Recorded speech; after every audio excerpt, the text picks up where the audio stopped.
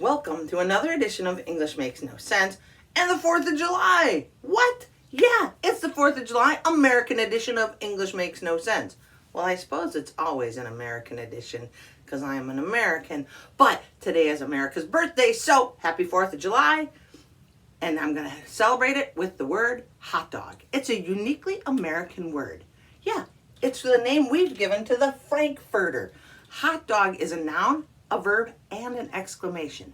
What? I know, right? Come on, I'll show you. Hot dog, the noun. The Frankfurter, my neighbor from Hungary, he calls it the American tube steak.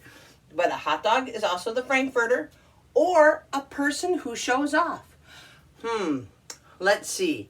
That football player is a hot dog. He's always doing fancy tricks down the field. Oh, a hot dog. Hot dog, the verb, to show off or perform tricks.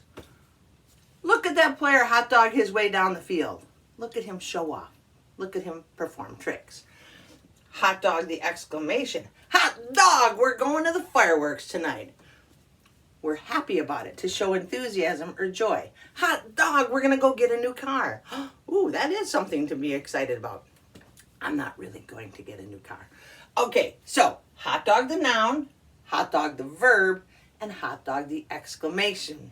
Why does American English have so many different uses for the word hot dog? I don't know, but now you can read and understand this set of sentences, I hope.